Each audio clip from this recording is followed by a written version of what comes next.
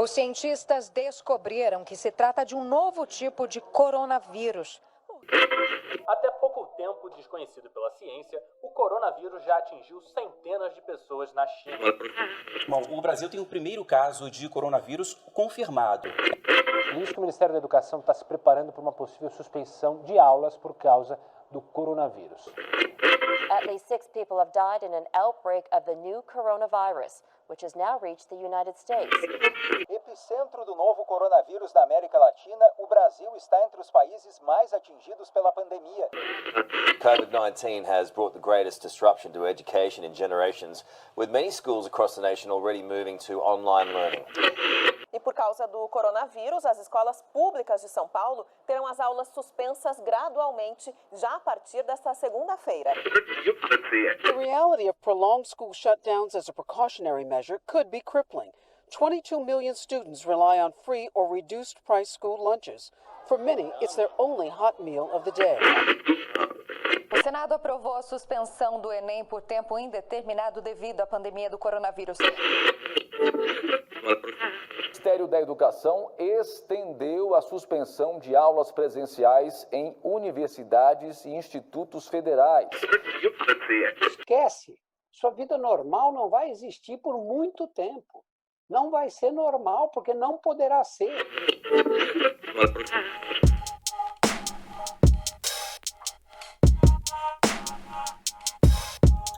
Hello, guys! Oi, gente! Bem-vindos ao Teaching in Critical Times, ou em bom português, Ensino em Tempos Críticos. Esse é um podcast pensado para você, professor, profissional ou mesmo entusiasta da área de educação e que conta com o apoio da Associação Alumni USBEA, que é o United States Brazil Exchange Alumni, e da Embaixada e Consulados dos Estados Unidos no Brasil. Bem, nós estamos vivendo tempos críticos.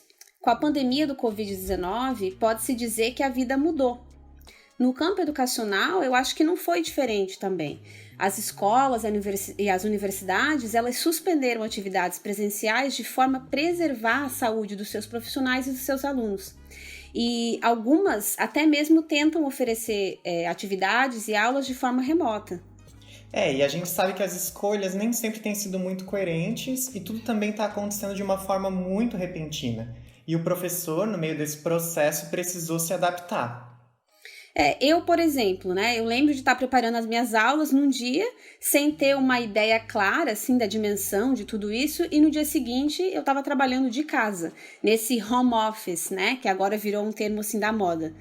E, embora seja um privilégio ter a possibilidade de trabalhar em casa, evitando, assim, possíveis exposições ao vírus, eu acho que esse home office, ele também traz muitos desafios, Uma coisa é certa, ninguém sabe muito bem o que está fazendo.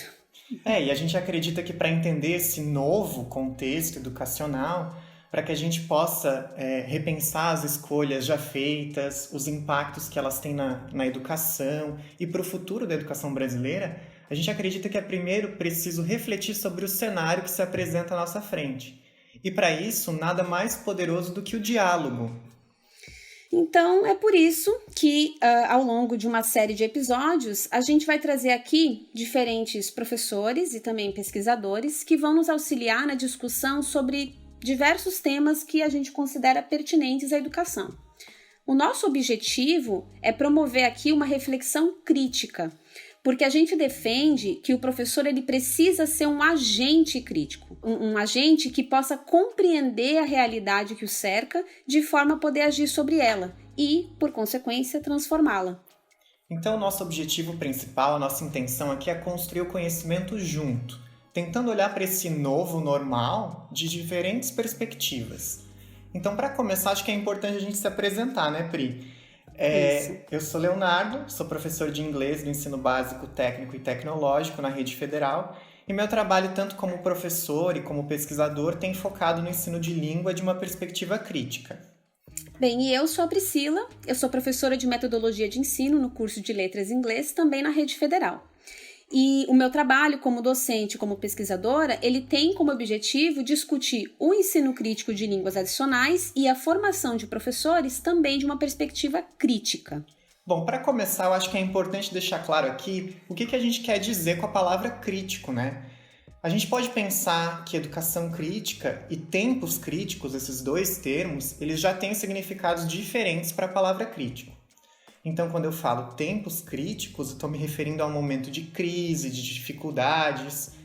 Então, esses tempos que estamos vivendo são tempos críticos porque a gente tem uma série de problemas sociais em virtude da pandemia que tem potencializado, aumentado as desigualdades sociais que já existiam, né? E tem trazido problemas, assim, de diversos níveis. Mas, assim, quando a gente fala de educação crítica, do que a gente está falando? Bem, essa é uma ótima pergunta, né? E é isso que os convidados que a gente vai receber hoje vão nos ajudar a responder. Esse primeiro episódio, então, ele é um pouco mais introdutório e a gente vai tentar discutir aqui um pouquinho sobre o que é o ensino crítico. Então, a gente convidou para ajudar a gente nessa tarefa 2 pesquisadores e professores cujos trabalhos e a prática docente representam essas perspectivas críticas para o ensino de línguas. Então a gente recebe aqui hoje, com muita alegria, a professora Rosane Rocha Pessoa, que é professora titular aposentada da Faculdade de Letras da Universidade Federal de Goiás. Ela atua como professora voluntária na Faculdade de Letras e no programa de pós-graduação em Letras e Linguística e desenvolve pesquisas na área de ensino e de formação de professores de línguas fundamentadas em perspectivas críticas, decoloniais e pós-humanistas. Bem-vinda, professora Rosane. Obrigado por aceitar o nosso convite, né, e estar aqui hoje com a gente. Obrigada, Priscila e Leonardo, pela oportunidade de estar aqui com vocês. Bem, e o nosso segundo convidado de hoje é o professor Sávio Siqueira. Ele é professor associado do Instituto de Letras da UFBA, da Universidade da Bahia, e como linguista aplicado, ele tem interesse especial nas seguintes áreas e temas: formação de professores de línguas, estudos culturais e educação linguística, ensino de inglês como língua internacional ou língua franca, os World Englishes, né, que a gente tem também esse termo, abordagens críticas ao ensino de línguas, estudos pós-coloniais de língua inglesa, entre outros. Sávio, é um prazer te ter aqui. Bem-vindo. Obrigado, Priscila e Leonardo. Prazer é meu. Muito obrigado pelo convite. Ótimo, então. Vai ser muito bom conversar, então, um pouquinho com vocês sobre o que seria, né, o ensino crítico. Bom, acho que vamos começar, então, né?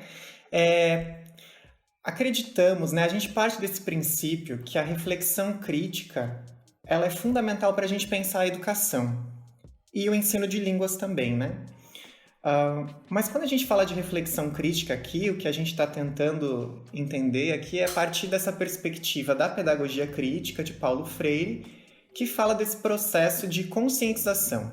Então, o que o Paulo Freire fala, né, é que a educação ela deve promover essa conscientização crítica, essa habilidade em que o indivíduo ou o educando vai ser capaz de olhar para as contradições sociais, políticas, econômicas, para a sua realidade, entender o contexto em que ele vive para então agir sobre ele, né? Transformar essa realidade.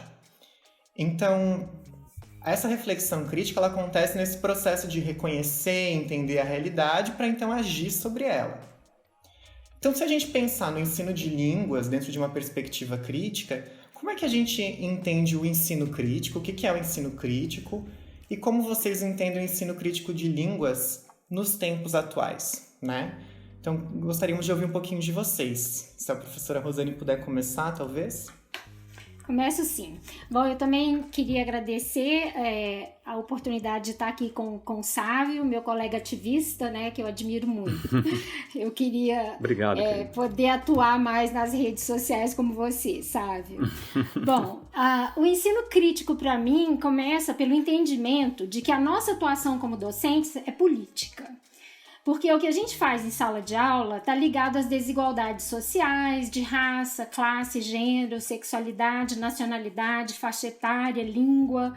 Começando pelo fato de que o inglês, por exemplo, pode fortalecer uma elite global, pode ameaçar outras línguas, pode disseminar valores e ideologias que a gente quer combater.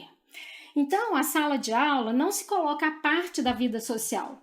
Ela é a vida social. E por isso a gente pode reproduzir suas desigualdades ou buscar confrontá-las, né? Essa segunda opção é a nossa. Por exemplo, em vez de ensinar como a gente deve se comportar linguisticamente em um restaurante, não é mais relevante discutir quem pode frequentar restaurantes? Ou em vez de discutir viagens de férias, a gente não deve discutir quem pode viajar, ou seja, quem está empregado e quem, tendo um trabalho, tem condições de viajar quando tira férias? Esses são apenas 2 dos vários temas de livros didáticos de línguas que se baseiam em normas e valores neoliberais.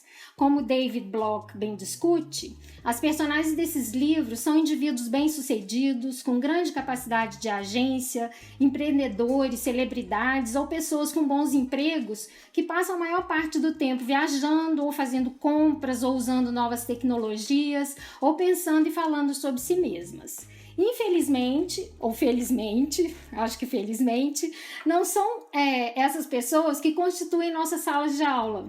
E não é nesse mundo que vivemos. A gente vive em um mundo de conflitos e nós, profissionais da educação, temos de problematizar esses conflitos para que a gente possa pensar em outras possibilidades de vida mais justas e coletivas. E atualmente o nosso posicionamento político é ainda mais necessário, porque com essa pandemia as desigualdades se agravam. Quem mais tem sofrido as consequências dessa pandemia são as pessoas pobres, negras, que estão perdendo emprego e morrendo mais. As mulheres com a violência doméstica aumentando, os indígenas com o aumento do garimpo e do desmatamento ilegal. Enfim, agora mais do que nunca, precisamos falar das desigualdades em sala de aula se queremos, como diz Luiz Paulo da Moita Lopes, construir a vida social em outras bases, mesmo não tendo garantias, como enfatiza Alice Lopes, mas acreditando que estamos atuando por um mundo mais solidário. Esse momento de isolamento, que infelizmente se confirma como um privilégio para poucas pessoas nesse país, como você bem mesma mencionou, Priscila, e eu sou uma delas, tem feito o nosso grupo de pesquisa repensar o sentido do que seja essa vida social em outras bases. A gente tem se perguntado como a nossa vida pode ser diferente a partir de hoje. Podemos consumir menos, viajar menos, nos aproximar da natureza, comer melhor, fazer nossa própria comida, pensar mais no bem viver coletivo, como dizem os indígenas, entender que somos parte de um todo. Essas reflexões, elas nos levam a problematizar mais seriamente o neoliberalismo na nossa vida, assim como temos feito com o linguicismo, o racismo, a LGBTfobia, as desigualdades de gênero. Isso tudo junto com a luta política pelo fortalecimento do Estado, que tem se mostrado essencial, especialmente em relação às áreas da saúde e da educação. Então é isso, a gente tem que estudar esse mundo e trazê-lo para a sala de aula. É assim que eu penso o ensino crítico. E acho que fica bem claro aí o pensamento do Paulo Freire, de que ensinar é por si só um ato político, E a sala de aula, como estando diretamente, na verdade ela não está nem associada com a realidade, ela é parte da realidade, E como é que você vê tudo isso, Sávio? Olha, eu também, na realidade, corroboro praticamente com tudo que Rosane traz. Eu acho que essa discussão é muito interessante nesse momento e, como ela fala, nós nunca passamos por uma situação como essa, pelo menos na nossa geração, e o que se desdobra de tudo isso é exatamente que as populações mais fragilizadas são aquelas que mais sofrem num contexto de pandemia. Então, seguindo mais ou menos o que vocês buscaram começar, o que seria o ensino crítico e o ensino de línguas estrangeiras, eu queria falar um pouco assim, eu queria expandir para, ao invés de ensino crítico, falar de talvez uma educação crítica, Então, eu vou... e lógico, a gente não pode falar de educação crítica, pedagogia crítica, sem nos remetermos a Paulo Freire, lógico, e também a autores que vêm já discutindo essa questão há bastante tempo. Então, para mim, o ensino crítico, a educação crítica, resume-se, e lógico, esse resumir aí não quer dizer uma total racionalização, mas significa ensinar para a justiça social, a gente pensar em todo esse processo de ensino de línguas estrangeiras ou línguas adicionais ao longo de eu diria, de mais de um século, em que nós continuamos a reproduzir discursos, como Rosane bem colocou. Os materiais que nos chegam são materiais que não reproduzem, que os nossos alunos não se sentem representados naqueles materiais, e é preciso, a partir de teorias que nós estamos e precisamos desenvolver, como eu diria que as teorias decoloniais hoje são um grande aliado no nosso ativismo por um ensino de fato crítico. Então, eu assim, acredito muito que essa é uma perspectiva de ensino que precisa ser, acima de tudo, transgressiva, né? E é aquilo um pouco do que a Bell Hooks tomou emprestado de Paulo Freire, né, no ensino para transgredir, e depois o próprio Pennycook usou ele talvez renomeou a linguística aplicada à crítica por uma linguística transgressora, em que nós precisamos pensar em formas alternativas da nossa prática, né? Em que o professor principalmente se sinta empoderado no sentido de poder contribuir, não como o dono, o detentor do saber, mas aquele mediador que abre portas para que os seus aprendizes tenham condições de enxergar o mundo ou ler o mundo a partir de uma perspectiva totalmente diferente da que nós estamos acostumados. Então, eu diria que essa educação crítica passa por um processo importante que é o de formação de professores, já que basicamente existe uma máxima que nós ensinamos como aprendemos. E, infelizmente, ainda eu diria que, aí parafraseando Graham Crooks, quando ele diz que por mais que nós nos dediquemos aos estudos de pedagogia crítica, de ensino crítico, ainda somos uma minoria, porque o ser crítico nesse sentido do problematizar, do questionar, de levar o aluno a pensar, ainda não se tornou algo, eu diria que muito mais ampliado dentro do processo de formação de professores. Então, eu diria, para concluir, que esse ensino crítico de línguas estrangeiras na atualidade passa por vários processos de repensar, de desconstruir, reconstruir premissas que levem desde o processo de formação de professores até a prática diária em formação continuada, para que a gente possa levar a cabo um processo de emancipação realmente. Então, eu diria, meu caminho é esse, descolonizar práticas, descolonizar materiais e sempre pensar numa ação, né? Ação e transformação.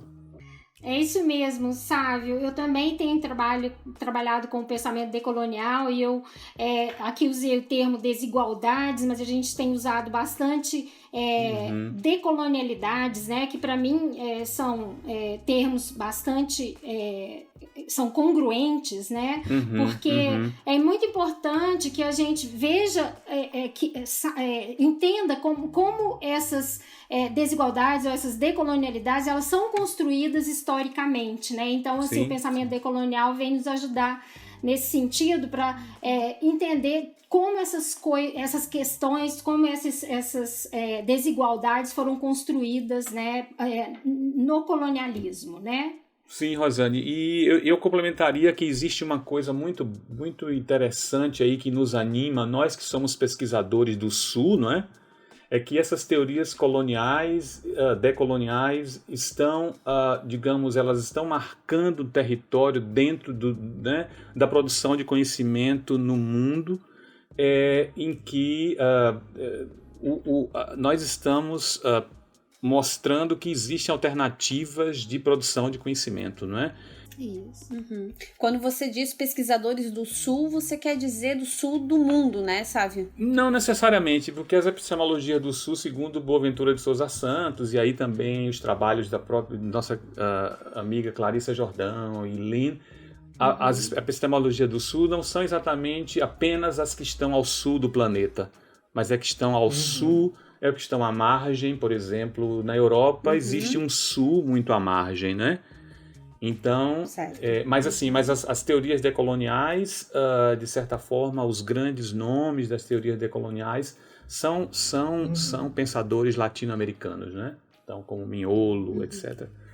Então, é muito legal que vocês estão trazendo essas palavras-chave, vamos dizer assim, para definir, né, o que é o ensino crítico, a questão dos estudos decoloniais, como a Rosane coloca, e essa preocupação que o Sávio traz de ensino para a justiça social, né?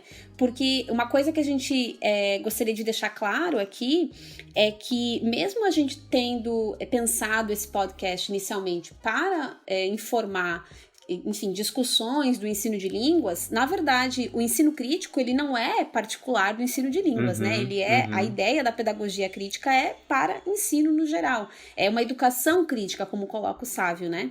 Então, até pensando na nossa audiência mesmo, né? Professores de diferentes áreas que, na verdade, vão emprestar essas reflexões, essa teoria, enfim, e trazer para sua sala de aula, né? E eu acho que uma das grandes dificuldades é exatamente essa. Quando a gente pensa assim, ok, eu acho que eu consigo compreender o que é o ensino crítico na teoria, eu acho que eu consigo entender do que vocês estão falando, mas como é que eu coloco isso em prática no meu dia a dia, né? Na escola, ou enfim, na sala de aula da universidade, mas a hora que eu preciso ensinar, o que eu faço, né? Então eu queria ouvir um pouquinho de vocês, e de repente, para variar, a gente pode começar com o Sávio, depois a gente vai para a Rosane, para fazer sempre uma variação, né? Como que na prática pedagógica, no dia a dia de vocês buscam exercer e também promover a criticidade? Sim, você tem toda a razão, Priscila. Na realidade, eu não gosto da palavra aplicação, a gente já sabe por quê, mas, por exemplo, esse diálogo entre pedagogia crítica e ensino, educação linguística é um diálogo muito recente. Se a gente for, talvez, revisitar aí os arquivos de teses de mestrado e dissertações de mestrado, vocês vão perceber que há ainda muito pouca coisa. Por quê? Porque o professor de línguas sempre foi um marginal, no sentido de sempre se exigiu muito pouco dele. Então, o que se exigia do professor de línguas é que o bom professor de línguas aí, assim, no universo, digamos, no inconsciente coletivo, é aquele professor que enche o quadro de regras gramaticais, aquele professor entertainer, né, aquele que consegue manter os seus alunos assim ativos a aula inteira, e que, como Rosane falou no início aí, segue aquele protocolo dos programas de livros que são de temas que são pouco relevantes para os nossos alunos. Então, na minha prática, eu trabalhei mais de 30 anos dando aula de língua inglesa, e mesmo na universidade, trabalhando como formador e pesquisador, eu continuo na sala de aula dando aula de língua, né? Nunca me afastei da aula de língua. Mas é lógico que a gente sofre bastante porque, assim, ainda precisamos, de certa forma, desconstruir muita coisa, porque aquilo que eu falei, ainda você constrói de um lado, ou você, por exemplo, você discute questões de um lado, e você tem um colega ali adiante que não acredita em nada disso, e aí o aluno fica no meio de um certo conflito, né? Por que, por exemplo, o professor tal enfatiza o modelo do falante nativo, e que é esse que tem que ser seguido, e vem o professor tal e desconstrói tudo isso? Então o aluno a gente também tem que fazer uma crítica aí aos nossos próprios colegas formadores e nosso processo de formação, em que nós não dialogamos como deveríamos. Então eu diria que, na minha experiência, muito mais agora como formador de professores, né, como educador, e menos como professor de língua, como é que eu procuro trabalhar com pedagogia crítica? Em primeiro lugar, dando ao meu aluno aquela noção absoluta de que eu não sou o dono da verdade e eu não quero ser aquele que sabe tudo, muito pelo contrário. Como seguindo aí um pouco o pensamento freudiano, eu sempre me vejo como um mediador. Não sou uma figura neutra e nunca seria, porque não existe neutralidade, mas alguém que caminha e que tenta orientar, e também como um próprio aprendiz, porque é um dos princípios da pedagogia crítica e que o professor participe, né, como um aprendiz junto com os aprendizes. Por mais distante, até ingênuo que isso pareça, então eu tento levar a minha prática de forma a levar o meu aluno a pensar e que ele à medida que ele vai se formando, ele vai adquirindo, lógico, a competência linguística, né, da língua que vai ensinar, mas acima de tudo, o meu interesse é que a gente tenha condições de construir juntos uma posição ou um profissional que se veja como um educador linguístico, alguém que seja capaz de entrar numa sala de aula e ter total segurança de desconstruir, por exemplo, práticas, premissas que estão aí e são praticamente intocáveis, né? Materiais ou temas que não sejam relevantes para o seu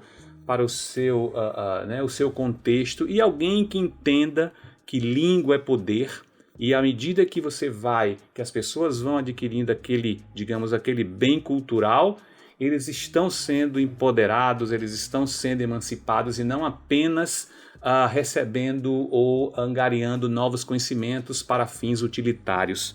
Então, de uma forma geral, a gente pensando, eu acho que para concluir, no momento em que nós nos enxergamos e levamos os nossos alunos a enxergarem que ensinar língua é um papel eminentemente político, a gente já está fazendo pedagogia crítica, né? Então, eu acho que isso resume mais ou menos como é que eu consigo levar, por exemplo, mostrar na prática para os meus alunos, desde questões mais amplas, mais filosóficas, a questões mais práticas, voltadas para materiais, planejamento de aula, etc., né? Isso dentro de uma perspectiva crítica, porque eu também acredito que pedagogia crítica não é um pacote né? Não é um pacotinho que você leva lá um método. Para mim, não é receita, não é receita, né? Ou um método que vai substituir outro.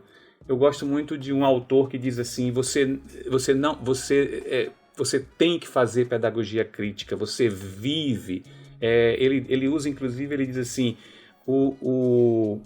a pedagogia crítica it's a way of life. É uma forma de vida, né? Eu concordo com você, e o Pennico diz também que é uma forma de ser, de pensar e de viver, né? O ensino crítico. Bom, eu, apesar de eu estar aposentada, eu vou falar também da minha experiência como professora de inglês. Apesar de eu achar que, assim, uma professora de inglês no curso de letras faz formação o tempo todo, né? E eu, ultimamente, nos sei lá, últimos 3 anos, eu me preocupei muito com isso, assim, e fiz muito trabalho de formação, falamos muito de microaulas, os alunos falamos de aulas, né? Analisamos as aulas, os alunos deram microaulas, e enfim, mesmo o trabalho de língua, e eu acho que ao mesmo tempo a gente, ao falar de formação, a gente estava trabalhando com língua, né, usando a língua, né, então o nosso trabalho foi muito voltado para a formação. Mas aqui eu vou falar do aspecto de língua mesmo, né, no ensino de línguas. Então, na minha prática como professora de inglês, no curso de letras, eu busco promover a criticidade, trazendo a vida social para ser problematizada em sala de aula, como eu já disse, né, mas também entendendo como é que a gente contribui para reproduzir essas desigualdades, seja por meio do que a gente fala ou do que a gente faz. Por exemplo, a gente discute que o Brasil é um país racista, lê textos de pessoas negras como Bell Hooks, Aparecida de Jesus Ferreira e Carolina Maria de Jesus, mas também discute quais são nossas práticas racistas, tanto sociais quanto linguísticas. Discutimos, por exemplo, o preconceito linguístico e o mito do nativo, mas também falamos sobre como a gente exerce esse preconceito e reforça esse mito. Mas apesar de eu saber a importância de focalizar esses e outros temas que eu mencionei anteriormente, já faz anos que eu não começo um curso de graduação ou de formação continuada com um programa pronto, né? Assim como ressaltou o Sávio. Eu busco construir o programa com a turma à medida que temas de interesse vão surgindo. No ano passado, por exemplo, em uma disciplina de Prática Oral 2 de inglês, como parte de uma atividade inicial sobre as identidades, eu pedi que eles fizessem memes pessoais, o que gerou outras atividades não planejadas sobre memes, e nessas atividades eu aprendi muito mais do que as alunas e os alunos, porque eu sei muito pouco sobre memes. E a última atividade desse tema foi a produção de memes críticos, depois de uma oficina que eu ministrei sobre ensino de línguas. Então, o que eu tenho feito é negociar os temas, já que qualquer um se presta ao trabalho crítico. Mas não deixo de falar de língua, assim como o Sávio também ressaltou na fala dele. E esse se mostra o mais conflituoso de todos os temas no contexto de curso de letras, porque a ideologia da língua como norma padrão e do ensino de línguas como ensino de gramática, por mais comunicativo que seja o método, parece inabalável. Mas eu não deixo de insistir que os repertórios linguísticos que a gente negocia todos os dias são fundamentais para a construção das nossas subjetividades da vida social. E esses repertórios, eles não têm nada a ver com a norma padrão ou com a correção linguística. Por isso, o que eu tento fazer em sala de aula, pensando com o Canagaraja, é desenvolver estratégias pragmáticas para negociar as diferenças. Essa tem sido a minha prática. Uhum. Eu acho que uma coisa interessante assim, que a gente pode pegar dessas falas de vocês é, primeiro, essa questão que foi falada no início, né? De como a sala de aula ela é política, né? Não tem como não ser.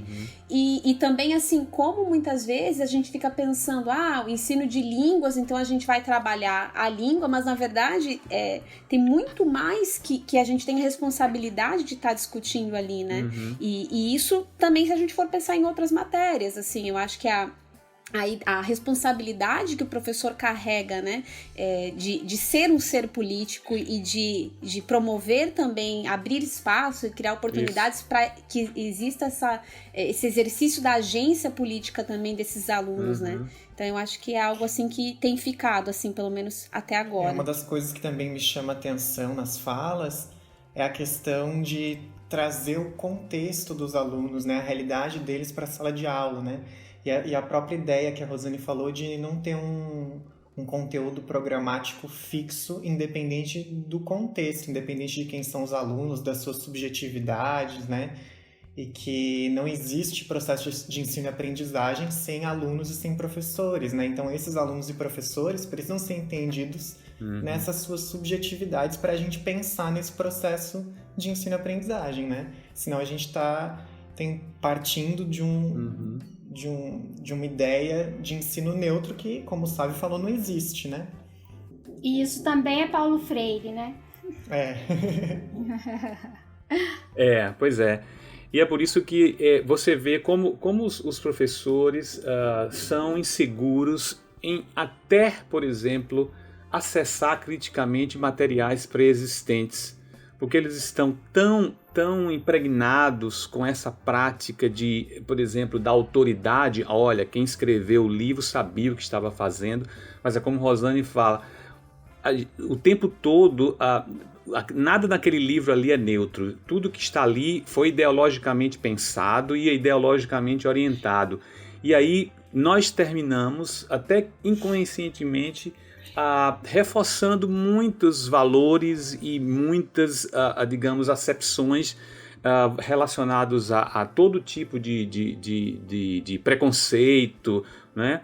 E é por isso que eu sempre digo, o professor de línguas, principalmente o professor de língua inglesa, não se sente um educador. Ele se sente... Lógico que eu não posso mais generalizar, já que a gente avançou um pouco, mas era aquela coisa, a força, né, digamos, dos valores e do que está por trás do dono da língua, de se ter uma língua, mesmo a língua inglesa hoje, uma língua totalmente desnacionalizada, é muito forte. Então, e aí você tem que trabalhar junto com o aluno, com os pais dos alunos, porque tudo isso é um ciclo vicioso um ciclo vicioso que vai simplesmente se perpetuando, né? Então, o professor de inglês ou professor de línguas não se sente, digamos, empoderado ou emancipado bastante até para acessar criticamente materiais pré-existentes e simplesmente dizer, olha gente, isso aqui não serve para nós, vamos trabalhar juntos outros conteúdos. Acho que isso tem a ver com o desenvolvimento dessa agência, né, de se ver enquanto um professor que é pesquisador, que faz pesquisa constante sobre a própria prática, está experimentando, né, e pode tomar as suas próprias decisões com base no que ele vai visualizando e percebendo a partir do seu contexto, né? Uma das coisas que eu tenho refletido bastante nesse contexto da pandemia, né? Principalmente pensando nesse princípio da importância de a gente considerar o contexto do aluno, as necessidades, as demandas, né? Eu fico pensando qual que é o meu papel nesse contexto agora, porque a gente está vivendo algo totalmente diferente do que a gente vivia. Se mudou o contexto, também eu acho que muda o meu papel, de certa forma, né? Então eu que estou trabalhando no ensino, né? Tenho turmas no ensino básico, de nível médio, né? Tenho pensado assim, qual que é o meu papel enquanto professor crítico, ou enquanto professor crítico que eu tento ser, né? Porque acho que também essa é um esforço constante, né? Ninguém é crítico por completo, né? A gente está sempre no processo, trabalhando a criticidade. E aí eu fico pensando qual que é a função da escola nesse contexto, e qual que é o meu papel enquanto educador. Então eu queria ouvir um pouquinho de vocês, como é que vocês veem essa questão? O que vocês acham que é o papel da escola? Qual que é a função social da escola frente ao contexto da pandemia? Bom, para responder essa pergunta, eu vou trazer a Constituição de 1988. Eu acho importante falar dela nesse momento. Na Constituição, são 3 as funções da educação. E eu acho que elas valem para esse momento também, e por isso eu vou discutir um pouquinho sobre elas. Então, o pleno desenvolvimento da pessoa, embora eu não concorde com esse termo pleno, né? Eu não sei o que isso significa, seu preparo para o exercício da cidadania e a sua qualificação para o trabalho. Eu prefiro usar os termos que eu li em Gert Biesta, né, que são subjetivação, socialização e qualificação. Eu acho assim, quanto à subjetivação, é muito importante que nossas alunas e alunos se tornem sujeitos de ação e responsabilidade. E para isso, no meu contexto de formação acadêmica, que é o curso de letras, eu faço um trabalho muito focado em identidades, né? E isso vale para esse momento na medida em que a gente tem que pensar quem nós somos, né, e como é que a gente pode atuar nesse momento, né, mas quem nós somos, assim, que professores nós somos, que alunos e alunas nós somos, né, e como é que a gente pode agir nesse contexto. Quanto à socialização, que para o Biesta se relaciona ao conhecimento das tradições e formas de ser e saber, tais como as tradições culturais, profissionais, políticas e religiosas, eu busco entender com os alunos e as alunas como essas tradições estão internalizadas e são vistas como normais, mesmo quando reproduzem estruturas, divisões e desigualdades sociais existentes. Um exemplo de uma tradição cultural é a de que homens e mulheres se casam e têm filhos, né? E a gente tem aí 3 normas reproduzidas, né? A heteronormatividade, a norma do casamento como única possibilidade de relacionamento e a norma reprodutiva. Então, eu busco questionar essas tradições. E esse é um momento muito importante para a gente questionar as tradições, né? É um momento, assim, em que a economia foi freada, né? Em que nós não podemos sair de casa. Então, é um momento que a gente precisa, quer dizer, que a gente tem a oportunidade de questionar, né, essas tradições com muito mais vigor. Bom, e quanto à qualificação, a gente discute o que é a profissão docente, o que é ensinar inglês no mundo de hoje, que docentes queremos ser, quais as nossas experiências anteriores e atuais com língua e com ensino de línguas, os contextos de atuação no Brasil e as praxeologias de educação linguística, né? Eu uso aqui praxeologias pensando com Freire, né, que usa o termo praxis, né, para não dicotomizar teoria e prática. Bom, isso tudo misturado, né? Subjetificação, quer dizer, eu trabalho com subjetificação, com socialização, com qualificação, eu faço tudo isso junto, né? Mas eu acho que eu tenho atuado para cumprir essas 3 funções, pelo menos eu tenho buscado isso.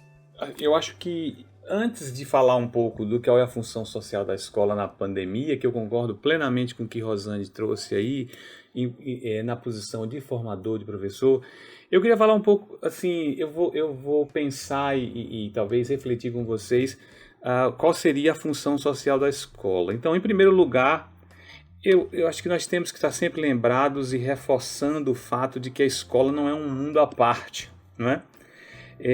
Ela não é um mundo à parte do mundo real, ela não é ou da sociedade como um todo, não é? A escola está inserida em um contexto que, como sabemos, é extremamente complexo.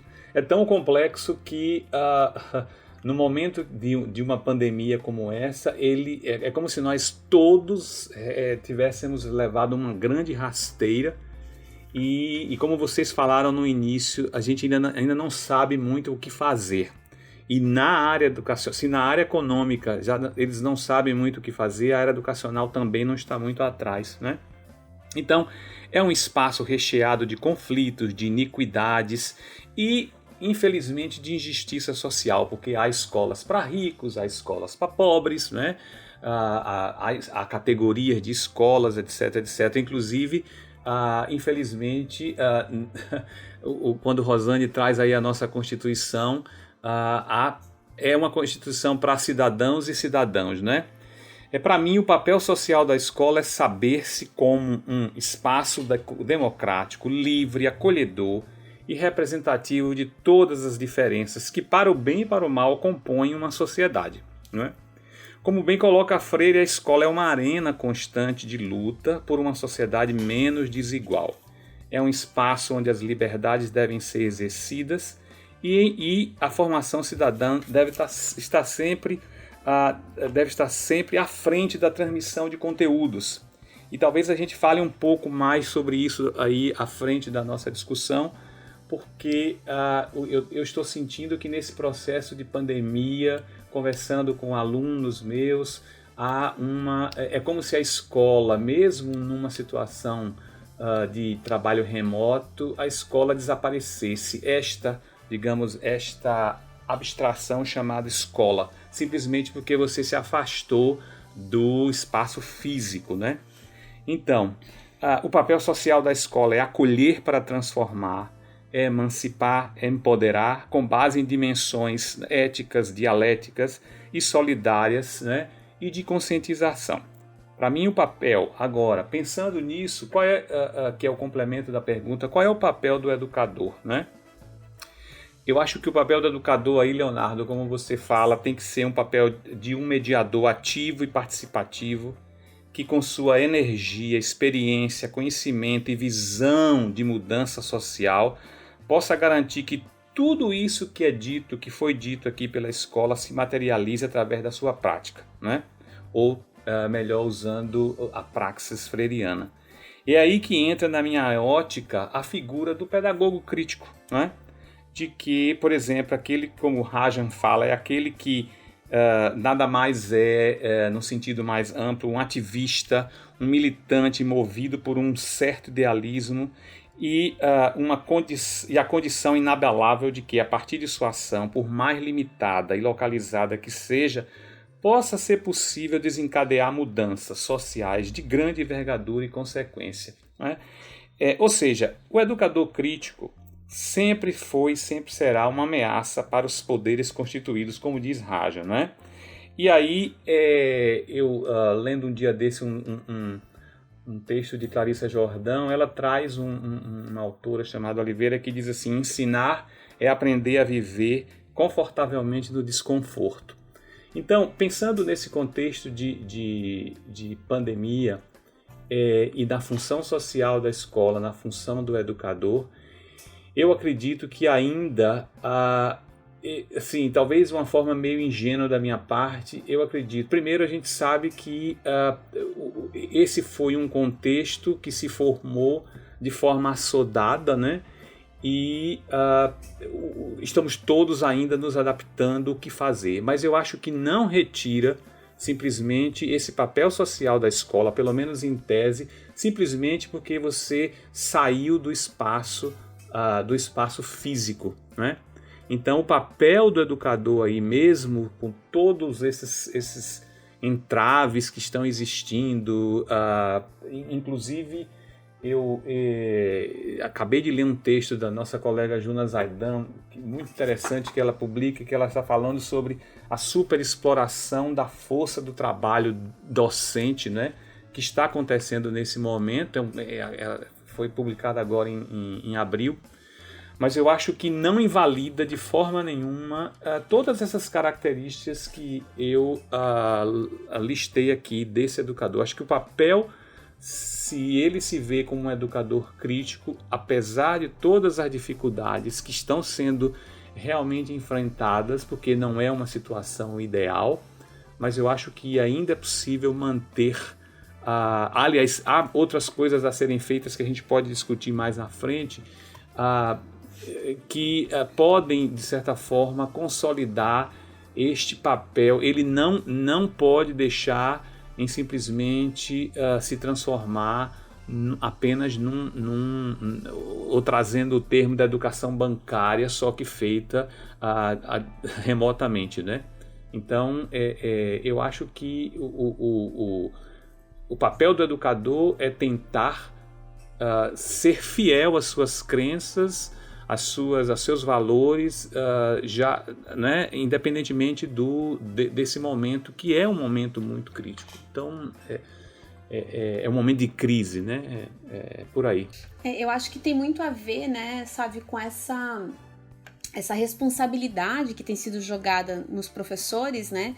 Essa noção de que a gente precisa dar conta do ano letivo, né? Tem que dar conta do conteúdo, tem que garantir que tudo que seria passado na sala de aula vai continuar sendo passado agora, né? Através de diferentes formas, ensino remoto, educação à distância, enfim, cada instituição, cada realidade tem atuado de maneira diferente, mas a preocupação, muitas vezes, especialmente das esferas governamentais, né, que trazem essa pressão, jogam essa responsabilidade para o professor, e aí muitas vezes o que se perde é isso que a Rosane e você colocam, que é essa coisa da relação humana, né, do que a gente está realmente ali construindo, que vai muito além do conteúdo. E o conteúdo não é que ele fica de fora, é que na verdade ele é trazido para a realidade, ele ganha significado, né, ele não é conteúdo por si só, né.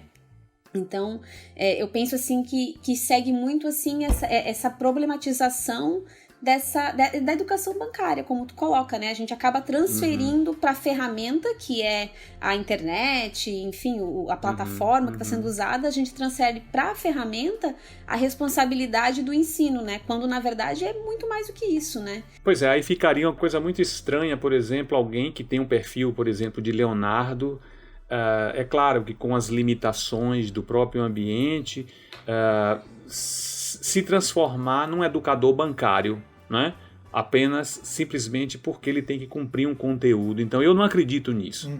Eu acho que mesmo com limitações, né?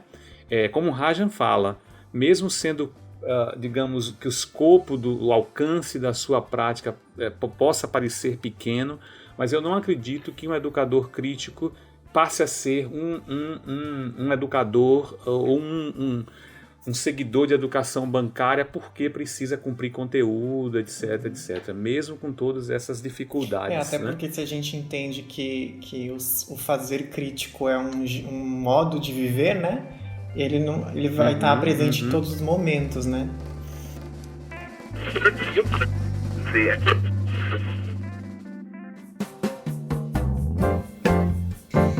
Bem, a gente então, até agora, assim, a gente tem conversado sobre alguns princípios, né, do que é o fazer crítico, a educação crítica, e a gente também tem pensado, de repente, em exemplos, tentando trazer um pouco da realidade, né, que vocês têm na prática de cada um, para tentar deixar, enfim, tentar clarificar o que é esse ensinar criticamente, né?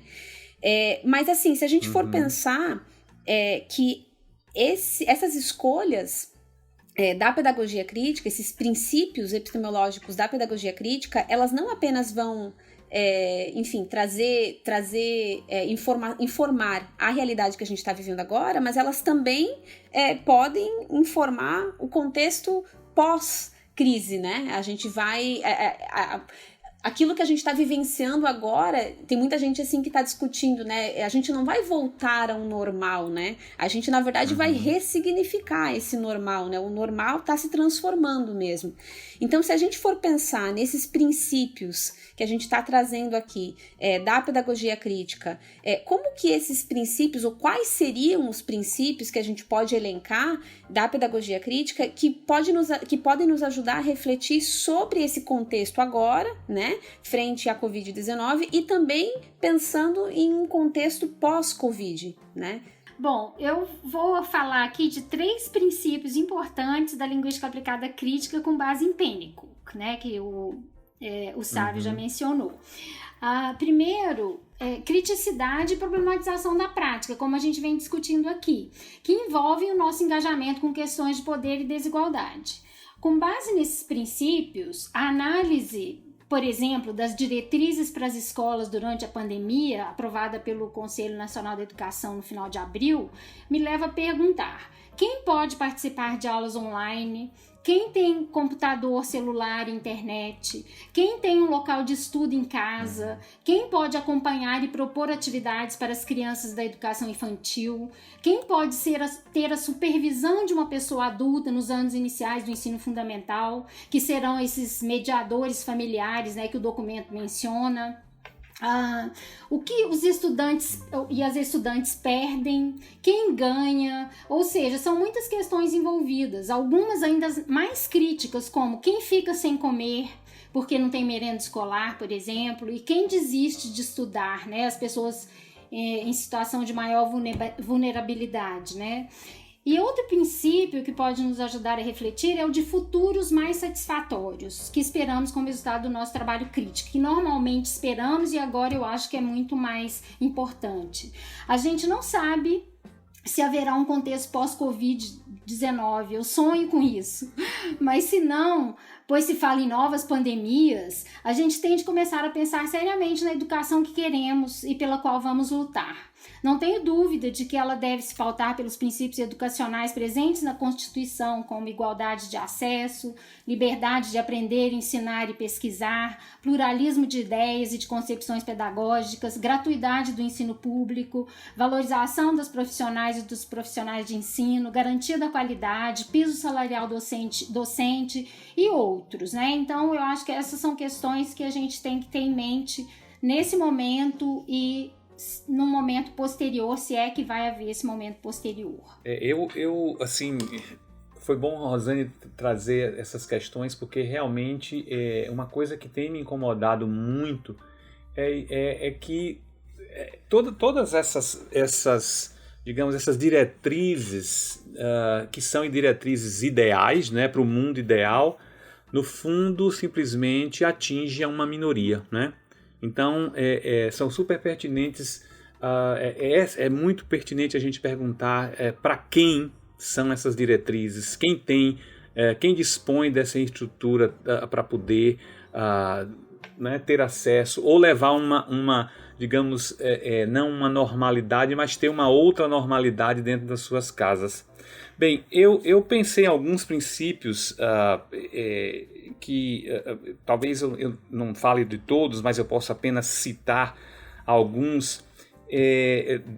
Eu acho que assim, os princípios epistemológicos da pedagogia crítica que eu acho que podem auxiliar, pelo menos de forma mais, tanto de forma mais teórica como mais prática, eu acho que prescinde, antes disso tudo, a gente entender, é preciso entender de forma mais ampla e mais clara como esse contexto de pandemia afeta a todos aqueles envolvidos em educação, né? Não apenas professores e alunos, mas os patrões, né, que simplesmente têm uma outra visão de mundo aí, precisam resolver certas questões e se veem também numa situação que força ou que de alguma forma não desenvolve uma sensibilidade para trabalhar, porque pensa apenas em um lado, né? Trabalhar a questão, os profissionais de apoio, né? E também os pais, né? Então, eu acho que estamos todas as pessoas ligadas à educação, estão todos assim, extremamente... É lógico que o professor aí aparece como essa figura super sacrificada, não é? Mas eu acho que todos ainda estão, os pais, tem relatos de pais que já não aguentam mais, não têm condições, não conseguem acompanhar. Essa coisa que Rosane falou, quem é esse adulto que vai cuidar dessa criança, que estrutura existe, qual é o aluno que come, né? Então tudo isso é extremamente crítico nesse aspecto, né? Então, como eu falei, está tudo ainda muito confuso e fica claro uma falta de planejamento, né? Uma vez que não se responde a uma crise dessa monta de maneira simples, né? Você baixa um decreto, basta uma orientação, escolas se viram forçadas a fechar, professores, na sua maioria, sem experiência com EAD ou com ensino remoto, são empurrados para uma situação que está se mostrando como eu falei, de superexploração, né, da força do trabalho. Pais se encontram de mãos atadas, com filhos em casa, e às vezes eles servindo de mediadores, mas também de instrutores à distância, né? Muitos deles tendo que dar aula, que eles nunca faziam isso para suas crianças. Então, pensando nisso, eu acho que essa ruptura, né, com essa tal normalidade, não é? Além disso, eu diria que num país tão desigual como o Brasil é preciso levar em consideração os mais diversos contextos, não é? Muitos deles altamente adversos. Sendo assim, aí eu vou dizer que se formos otimistas o bastante para poder teorizar sobre a possibilidade de se trabalhar sobre uma perspectiva da pedagogia crítica, para mim, um dos princípios mais importantes, e é mais ou menos o que Rosane trouxe, é o da conscientização, que para mim é o princípio básico da pedagogia crítica, né? Ter consciência de todo esse contexto, de todas essas necessidades, e como é que a gente vai, com tantos contextos adversos e tão específicos, como é que nós podemos, ou como é que os professores... é aí que talvez a gente teria que ter uma organização, um planejamento escola a escola, para poder, de certa forma, auxiliar esses professores, mesmo à distância, a tomar uma consciência de que se as dificuldades já existiam na escola física, imagine nessa escola virtual. Então, a conscientização, para mim, do que está acontecendo no mundo, né? E que nos traz essa nova realidade e como agir sobre ela, né? Eu também aqui pensei em situações mais práticas que pudessem auxiliar, tanto para agora como para o futuro, a gente pensar em questões relacionadas com problematizações, né? Resoluções de conflitos, pensar naquela ideia de que os alunos e os professores possam construir, já falamos um pouco sobre isso, ou reacessar os materiais e que eles possam construir, digamos, um programa que, se não substituir o que está sendo aí, digamos, desculpe o termo, enfiado goela abaixo, porque tem que dar, mas alguma coisa que eles pudessem negociar juntos, né? Eu até pensei assim, puxa, por que não, digamos, se fazer uma análise de necessidades, o que o aluno precisa nesse momento. Também, como Rosane falou lá na frente, ao invés de a gente estar dando uma aula de inglês sobre viagem a não sei aonde, vamos falar das questões relacionadas à pandemia, lógico, de certa forma, pensando na maturidade dos alunos, etc., né? Então, assim, a gente pode trabalhar muitos outros, digamos, princípios da pedagogia crítica que podem servir ser uma boa base para esse momento e também pós-pandemia, né? Mas, acima de tudo, conscientização, problematização, resolução de conflitos, negociação de programa, essa construção juntas, esse diálogo, para mim, eu acho que são princípios que podem ajudar bastante, mesmo numa situação bastante adversa. Eu acho, inclusive, sabe, me remete muito também ao conceito de diálogo crítico, né, que o Freire traz, de como o próprio ouvir ao aluno, né, abrir espaço para que o aluno possa falar sobre a sua realidade nesse momento é muito importante, né, porque eu fico pensando assim muito, às vezes a gente tem o professor, enfim, ele tem essa preocupação de garantir que ele está fazendo a parte dele, quando na verdade as condições são tão plurais, né? No momento atual, cada aluno vai estar vivenciando uma experiência única, né? Por questões, enfim, da sua própria realidade. Então, por que não também a gente dá bastante ênfase para essa questão do diálogo, né? E aí, como vocês dois colocam, a construção deste novo programa, ou então desse programa repensado, na verdade, de acordo com o que o aluno está trazendo, né? Eu acho que tem muito disso, assim. E assim, por exemplo, se a gente pensar em ação para transformação também, que é um outro princípio, por exemplo, o professor poderia pensar em pequenos projetos, né, com os alunos relacionados à pandemia, que envolvesse, por exemplo, se você é professor de uma escola de classe média alta, poder-se-ia pensar em projetos de ação, de recolhimento de alimentos para comunidades carentes, ou algum tipo de envolvimento do aluno que fosse muito mais significativo do que estar ali apenas cumprindo aquele protocolo de conteúdos. Então há muita coisa a se fazer. Né? Aí eu me lembro muito, quando Rosane falou de futuro, da pedagogia da esperança de Paulo Freire, né? Que é exatamente por aí. Sávio, eu concordo muito, eu gosto muito dessa ideia de chamar as pessoas para discutir, né? A Priscila também mencionou isso, né? Mas assim, nesse momento em que a gente precisa pensar nessa educação à distância, como é que as pessoas envolvidas podem ajudar, né? Como é que elas podem contribuir? Eu tenho certeza que alunos e alunas, né, que estão aí com celular e com internet, fazendo coisas incríveis, né? Como é que elas podem nos ajudar a pensar nesse ensino, né? Não, com certeza, Rosane, e eu vi alguns projetos, assim, coisas simples. Eu me lembro que a semana passada, se eu não me engano, algumas meninas, talvez elas fizeram isso por iniciativa própria, elas viram no prédio delas quem eram os idosos que moravam sozinhos, que precisavam de ajuda, por exemplo, para pegar comida na portaria. Então elas se cotizaram e viram que tais e tais apartamentos, as pessoas, para elas não descerem, para se expor. Então coisas mínimas, pequenas, que são revolucionárias, né? Eu sempre falo isso, a gente tem que pensar em pequenas revoluções, né? Que ajudam, e é dentro de um contexto muito mais realista, muito mais... E aquela coisa da solidariedade, eu acho que pode se fazer muita coisa, né?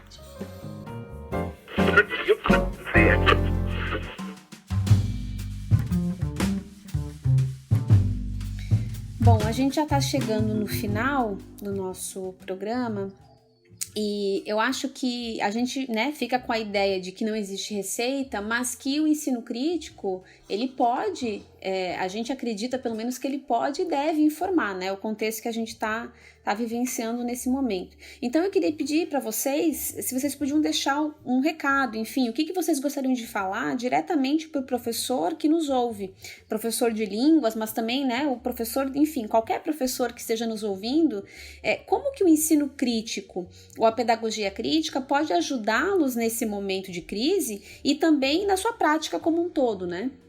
Bom, eu, assim, como eu sou da área da formação, né, eu acho muito importante, assim, que propostas educacionais colocadas em prática, elas precisam ser discutidas, né, suas praxeologias precisam ser discutidas, né, e aqui eu estou chamando de praxeologias as abordagens, os métodos, as técnicas, as práticas, né, E a gente tem também que discutir a precarização do trabalho, nossa autonomia, o conhecimento das ferramentas tecnológicas, o controle ideológico, né, que advém desse trabalho e tantas outras questões, mas eu penso que que nós, docentes do ensino público, nós temos de começar logo a enfrentar essas questões. Nós temos que cobrar políticas educacionais nas 3 redes, temos de discutir as assimetrias de conectividade entre regiões do país e entre escolas públicas e privadas. A gente tem que nos formar, isso eu acho que é muito importante, começando talvez pelas praxeologias da EAD e o que tem dado certo nessa modalidade de educação. Eu conheço muito pouco de EAD, mas eu acho que nesse momento eu acho que é preciso a gente buscar conhecer. Ontem eu aceitei o convite da professora Viviane Silvestre para desenvolver com ela e a professora Júlia Borelli uma oficina em um evento de imersão online, com atividades síncronas e assíncronas.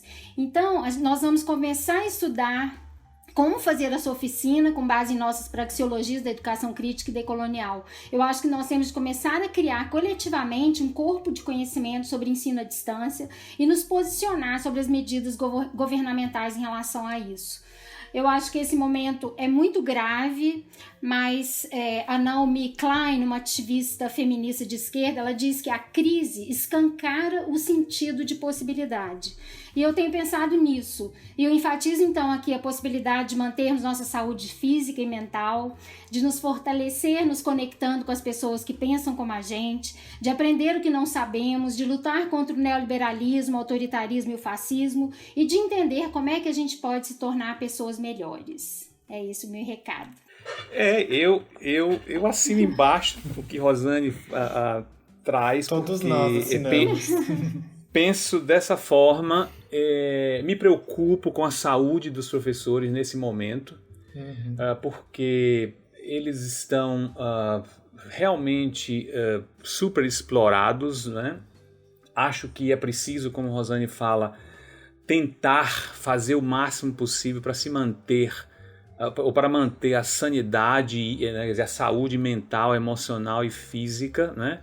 Não só por questões relacionadas à pandemia, que estamos todos assustados, mas o caminho, né, a forma que tudo, o que está acontecendo no nosso país precisa realmente, a gente não pode ficar alienado,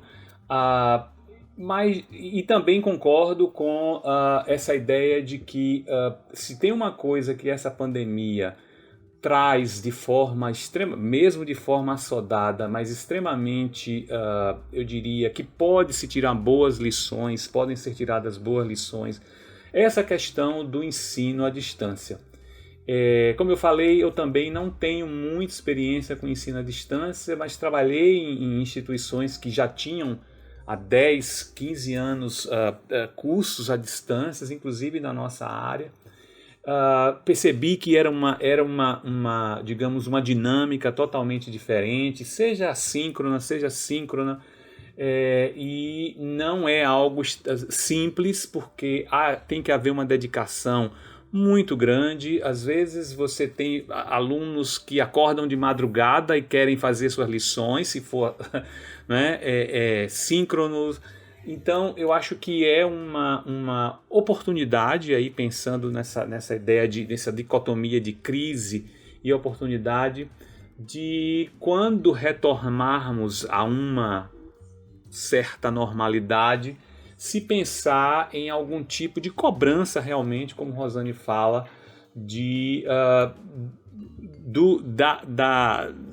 se conhecer melhor esse universo da educação à distância. Mas, acima de tudo, eu queria dizer que eu fico muito preocupado com a saúde do professor. Eu fico muito... eu acho que, nesse momento, o desgaste é muito grande, né? E é preciso manter essa sanidade aí, eu diria, ao menos, ou pelo menos intacta, para que você possa passar por isso, porque as demandas são muito grandes, há relatos de cortes de salários e as pessoas ficando horas e horas à frente de um computador, né? E eu diria que é preciso pensar como no futuro nós podemos, de alguma forma, conciliar o que pode advir de tudo isso. Então, além disso, eu acho que eu gostaria de dizer que, se possível, façam ou tentem conduzir sua prática mais ou menos, pelo menos em termos filosóficos, ideológicos, da forma que vocês faziam na sala de aula, né? Há limitações, a gente sabe, mas eu acho que não é porque mudou a plataforma, porque mudou a mídia, que a gente tem que mudar. Então, assim, é preciso ser o que se sempre foi, né? Então, eu acredito muito que a gente pode, mesmo diante de muitas dificuldades, a gente pode manter o que a gente acredita, né? E para que lá na frente possamos, como Rosane falou, cobrar o que for possível em termos de direitos, de respeito, em relação a condições de trabalho, né? E são muitos desafios, mas a gente tem que enfrentá-los. Que a gente não esqueça também, né, o papel importantíssimo que a escola, né, que a educação tem num momento como esse, né? Então, se a educação ela tem o objetivo de ser o foco dela, né, a partir do momento que ela foca na justiça social, então no momento em que as desigualdades estão aumentadas e ainda num momento mais crítico ainda, né, acho que a escola se mostra ainda mais relevante, né, fica mais escancarada a relevância da escola. Então, acho que... Sim, Leonardo, e independentemente de ela estar funcionando fisicamente ou não, é isso que para mim é importante. Mesmo você trabalhando em casa com todas as adversidades, a escola tem que ser o que pelo menos em tese ela é, né? Então, eu acho que são inúmeros desafios, né? A gente não está aqui tentando trazer respostas ou receitas. Na verdade, a proposta é realmente dialogar e tentar entender, né? Como a gente colocou lá no início, a gente não sabe muito bem. A gente, classe docente, representantes, enfim, né? Como parte também da educação brasileira, a gente não sabe muito bem o que está acontecendo, o que a gente está fazendo, mas eu acho que o que fica é essa intenção, né, de, enfim, através do diálogo, buscar, tentar compreender essa realidade para daí, sim, a gente poder atuar sobre ela, né? Então, eu queria agradecer muitíssimo a presença e a participação da Rosane e do Sávio. Eu acho que as contribuições foram maravilhosas e ajudaram a gente a conseguir elucidar um pouquinho, para quem está ouvindo, os princípios, né, que a gente vai estar trazendo, que vão servir de base para todos os episódios que a gente vai discutir, que a gente vai, enfim, apresentar daqui para frente, né, que é os princípios e os princípios norteadores da pedagogia crítica, do ensino crítico. Então, muito obrigada. E várias das questões que foram abordadas aqui hoje, né, a gente vai voltar a elas de diferentes perspectivas em outros episódios, né? Então acompanhem, e o que a gente está propondo aqui é um espaço de reflexão crítica e de discussão crítica. E a gente também quer se aproximar um pouco de quem está nos ouvindo, né? Então, pensando nisso, a gente pede para que vocês escrevam para a gente com as suas sugestões, seus comentários, suas dúvidas, falem dos seus contextos, né? Relatem as suas experiências. Criamos um e-mail para isso, vou passar o endereço, é contato.ensinocritico@gmail.com, repetindo então, contato.ensinocritico@gmail.com, e convidamos vocês a nos acompanharem aí nos próximos episódios, tentando refletir sobre esse contexto, sobre educação, de uma perspectiva crítica. Obrigado, Sávio. Obrigado, Rosane. Foi um prazer tê-los aqui hoje. Obrigado vocês. Adorei conversar com vocês. Eu também gostei muito e, mais que nunca, é preciso que sejamos críticos. Um abraço. Um abraço, gente. Muito obrigada. Um abraço. Até a próxima. A todos. Fiquem bem e até mais.